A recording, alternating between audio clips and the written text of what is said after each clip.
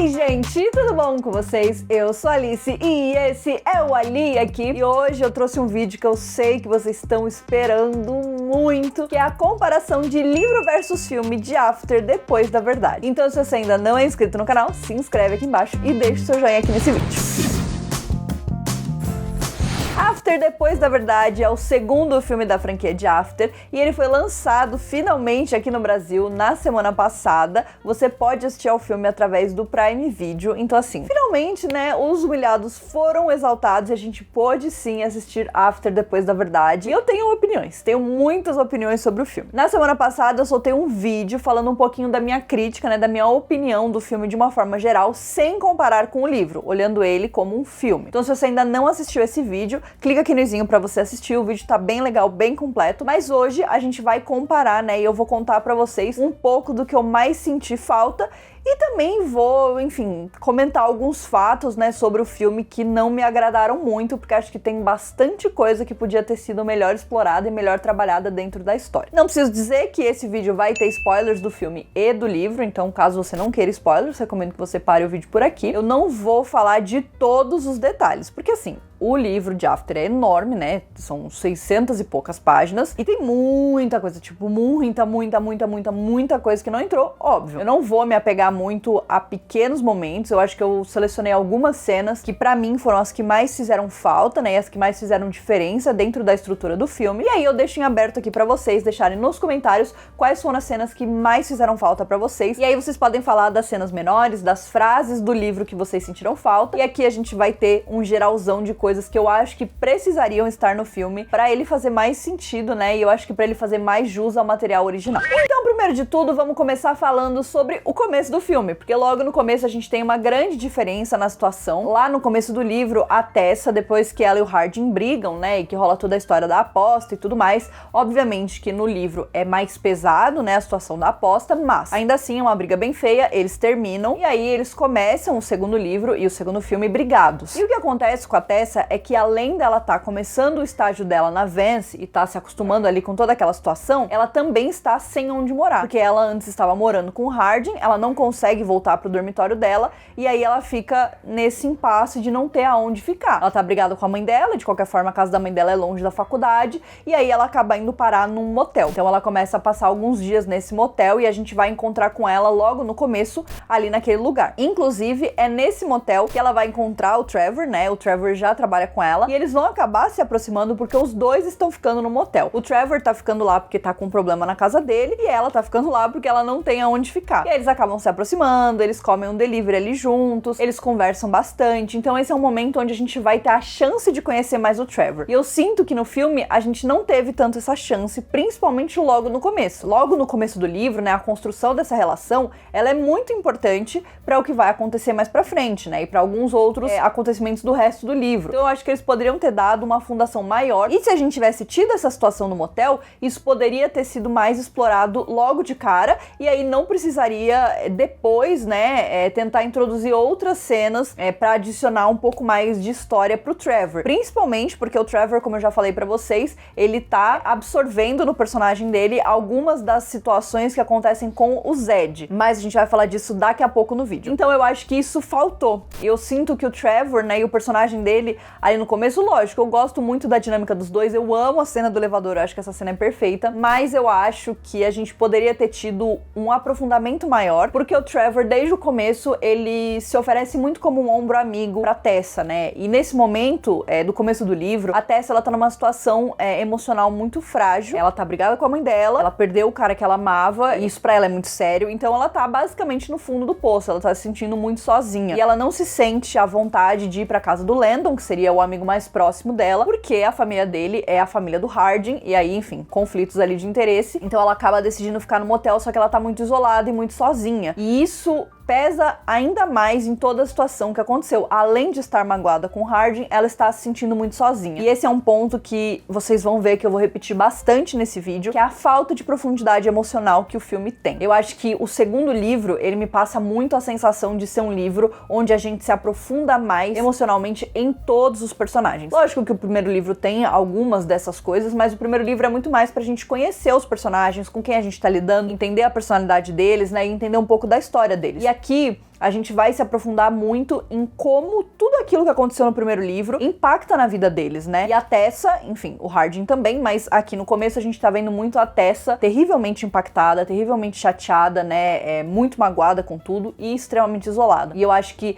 esse peso emocional não existe no filme em momento nenhum. Em um ou dois momentos a gente pode falar que existe esse peso, ele não existe o tanto quanto eu gostaria que ele existisse. E esse começo teria sido um ótimo momento pra dar uma coisa mais emocional antes de partir, né, pro filme, porque eu considero o filme 2 um filme muito divertido. Tem momentos muito engraçados, muito divertidos, momentos muito leves, mas eu acho que ele poderia ter tido um contraposto maior com momentos mais pesados e mais intensos emocionalmente, principalmente por tudo que se desenrola dentro da história desse livro. Outra pessoa que fez falta nesse começo, né, é a Kimberly. A Kim, que é a noiva, né, a namorada do Vance, que é o chefe da Tessa, ela se torna uma grande amiga da Tessa, como eu já tinha falado pra vocês, como obviamente vocês sabem. Eu gosto das cenas que ela tem com a Tessa, né? Que ela tá maquiando a Tessa, que elas vão fazer compras. Eu acho que isso é bem a Kimberly do livro mesmo, mas eu acho que também ficou uma situação superficial. A amizade da Kim é muito importante pra Tessa e dá muita força pra ela, principalmente nesse momento que ela tá tão isolada. Eu gostaria de ter visto um pouco mais disso de uma forma geral também. Acho que faltou também. Bom, aí tem toda a situação de Seattle, né? Vocês sabem que a situação com o Trevor no quarto de hotel é um pouco diferente, né? Não é que a Tessa derruba vinho na camisa dele. Eu acho que no filme ficou legal, porque gera uma situação bem mais desconfortável, né? Porque afinal de contas o menino tá de cueca no quarto da Tessa e isso causa ali toda uma confusão maior com o Hardin. Eu gosto dessa cena do filme, mas no livro, na verdade, a Tessa e o Trevor trocam de telefone na hora que eles estão voltando pro hotel na noite anterior. E ela fica com o telefone dele, e ele fica com o telefone dela. E aí é por isso que ele vai parar no quarto dela de manhã. E aí o Hardin aparece e aí a confusão tá montada, né? É um pouco diferente, mas eu acho que a dinâmica dentro do filme ficou legal. Então essa cena, pra mim, eu gostei da mudança. Então, só um detalhe que acho legal da gente comentar. E aí depois que eles voltam da viagem, rola uma situação, porque é quase Natal. O Hardin, teoricamente, foi pra Inglaterra. E aí a Tessa, ela vai pro apartamento deles e o Hardin aparece, né, de surpresa lá, porque ele não esperava que ela estivesse lá, e também encontra a mãe do Hardin, né, a Trish. Ela aparece porque ela resolveu ir para os Estados Unidos, já que o Hardin desistiu de ir para a Inglaterra porque ele não queria ir sem a Tessa. Um detalhe interessante é que nesse momento do filme, onde a Tessa chega no apartamento, ela encontra o Kindle, que é o presente de Natal que o Hardin comprou para ela. Só que no livro, ela pega o Kindle quando ela está no motel sozinha. E eu acho que tudo isso aumenta ainda mais a situação de solidão dela, né? A gente sente mais, eu acho que no livro. Mas eu gostei muito da cena do filme também. A Jo, ela chora, né? Ela abraça o Kindle e chora. É um momento super fofo, assim. Então eu gosto também e acho que era importante ter, porque eu acho que esse presente do Hardin, né, do leitor digital, é muito significativo, né? Com os livros, que eram os livros que eles liam juntos. Então, enfim, tem todo um significado pro presente. O Hardin tá acertando bem nos presentes nesse livro, né? E nesse filme também, porque a gente ainda vai ter mais presente daqui pra frente. E aí, o que acontece? A mãe do Hardin não sabe que eles terminaram, porque ele não teve coragem de falar pra ela. E aí, os dois fingem que ainda estão juntos, né? E a Tessa fala, não, tudo bem, eu vou ficar aqui e daí amanhã eu vou pra casa da minha mãe, né? Porque eu prometi que eu ia passar o feriado de Natal com ela e tal, tudo bem. Eu gosto de toda essa sequência. Eu acho que ela é uma sequência muito legal, eu acho que ela tem cenas muito legais, eu acho que a dinâmica da Tessa com a mãe do Hardin é muito boa, elas comentando sobre ele, sobre as atitudes dele e tudo mais, tudo isso funciona muito bem. Mas eu acho que, de novo, a gente não tem o peso emocional de tudo isso que acontece. Por mais que eles tenham momentos divertidos ali, momentos onde eles quase voltam a ser quem eles eram no primeiro livro, no segundo livro tem a carga emocional de tudo que aconteceu. O Hardin ainda tá se sentindo muito culpado e a Tessa ainda tá muito na defensiva, ela não tá pronta pra perdoar ele, ela não foi pra lá pra perdoar ele, ela ainda tá muito brava, né? Então, eles têm muitas conversas sobre a situação deles, sobre como aquilo tá impactando eles. É um momento onde eles acabam sim se aproximando, mas eu acho que o perdão, né, e o fazer as pazes não vem tão fácil assim no livro. E eu sinto que eles perderam de novo uma chance de se aprofundar emocionalmente, porque parece daí que é só eles transarem e pronto, resolveu a situação. E não é bem assim. É óbvio que tem um momento onde eles transam, mas depois, né, tanto que isso acaba só confundindo mais a cabeça da Tessa. Então eu acho que faltou de novo, talvez um diálogo um pouco mais profundo nesse momento, talvez uma conversa mais séria entre eles sobre as consequências e sobre tudo que aconteceu em relação à aposta, né? Então eu acho que tudo isso realmente deixa a desejar nesse momento. Daí a Tessa vai pra casa da mãe dela dela, a situação de como ela descobre sobre o pai dela é um pouco diferente, né, sobre as mentiras da mãe dela. E aí ela volta pro apartamento e ela liga pro Hardin e fala, eu posso voltar pra aí e tal. E ele fala, claro, tal.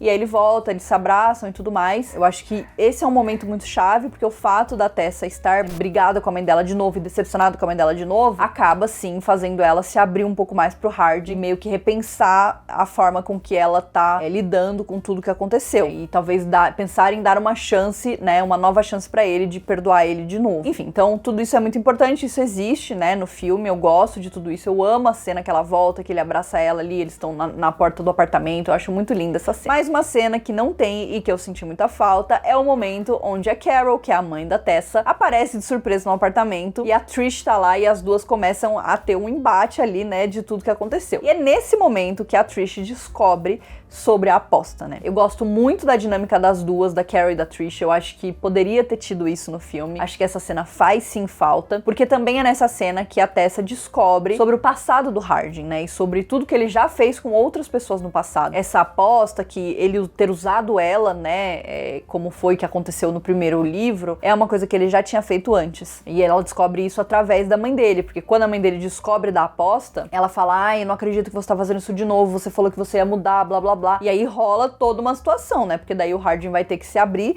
ele conta a história de uma menina que se chama Natalie, e aí ele conta que ele gravou ele transando com ela, né? Então é polêmico, né? Então eu imaginei já que eles não colocariam dessa forma, mas eu acho que da mesma forma que eles suavizaram a aposta, eles poderiam ter suavizado essa situação, mas colocado. Porque quando a gente tá lá na festa de Ano Novo, o Hardin conversa com a menina, né? E depois ele fala que ele tava tentando ajeitar as situações do passado dele. A gente que lê o livro sabe que é isso, mas isso não fica explícito na história. Fica uma coisa jogada. Então eles poderiam ter voltado um pouco, nesse momento, contado a história, e aí depois ele poderia ter falado, mas ela é a menina do que aconteceu, ou tipo, também fiz isso com ela, porque a gente descobre que o Hardin fez isso com várias meninas e não só uma. Tudo isso, né, toda essa discussão da Trish com a Carol, com a Tessa, com o Hardin, resulta no Hardin escrevendo uma carta pra Tessa contando sobre o passado dele, sobre quem ele era, sobre quem ele se tornou, né, quem ele se descobriu ser depois de conhecer a Tessa. E essa carta é muito emocionante e eu acho que essa era uma outra chance pra eles terem um apelo emotivo no momento. A gente tem uma coisa quase chega lá no filme, mas eu acho que ainda assim fica extremamente superficial. E essa carta é muito importante pra gente entender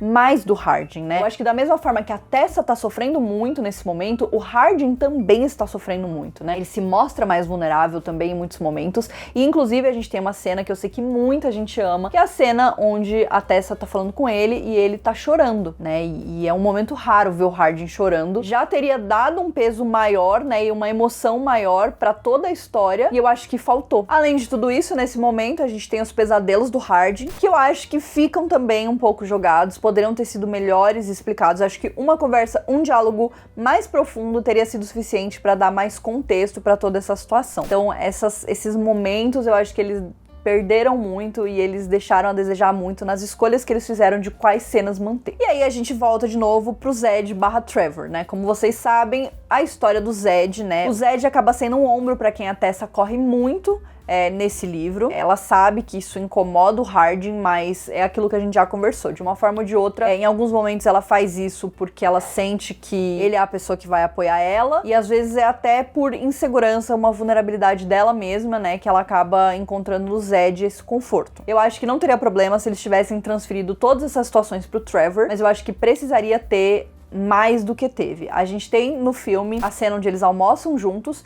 mas eu acho que a vibe que o Trevor me passa em todos os momentos é de apoio. E a gente sabe que o Trevor do livro e o Zed do livro também, eles são muito contra o relacionamento da Tessa com o Hardin. Lógico que eles ultrapassam os limites, né, com as coisas que eles fazem, mas em todos os momentos eles vocalizam muito não confiar no Hardin, né, ficar com o pé atrás na relação deles, na forma com que o Hardin resolve as coisas, que é na base da violência. Então eu acho que teria sido legal se ele não tivesse desde sempre sido tão apoiador, porque daí quando a gente chega no momento que a Tessa sofre o acidente, vai pro hospital, e o Trevor é a pessoa que liga pro Hardin pra falar que não é pra ele ligar mais pra Tessa, fica jogado, tipo, qual que é o sentido? Por que ele se meteria dessa forma? Tipo, eles nem são tão amigos, tipo, né, eu acho que parece que tem um buraco enorme no meio de tudo isso, de várias coisas que não foram trabalhadas, então eles poderiam ter trabalhado mais a relação deles. Como eu falei, eu gostaria que a Tessa e o Trevor tivessem ido num encontro, ou enfim, tivessem tido algo um pouco mais intimista pra justificar essa invasão completa da privacidade dela e esse comportamento completamente maluco que ele tem nesse momento, né? É um momento importante, porque daí esse é o momento que o Hardin se afasta, né? E a Tessa não sabe o que aconteceu, então eles ficam os dois, ele na Inglaterra e ela nos Estados Unidos, sem falar um com o outro, porque a Tessa acha que o Hardin não quer falar com ela e o Hardin acha que a Tessa não quer falar com ele por conta